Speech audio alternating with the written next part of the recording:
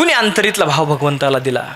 अरे मतंग ऋषीची शिष्या होती, दिसायला ओंगळवाणी होती, भिल्ल जातीमध्ये जन्माला आलेली होती, बालवयीन होती, नाका तोंडातून महाराज घाण बाहेर येत होती, अशी ओंगळवाणी असणारी मतंग ऋषीची शिष्या होती. काय नाव त्याच? शबरी.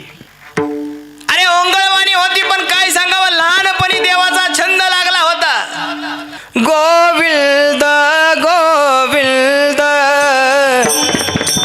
गोविंद गोविंद हे मनाला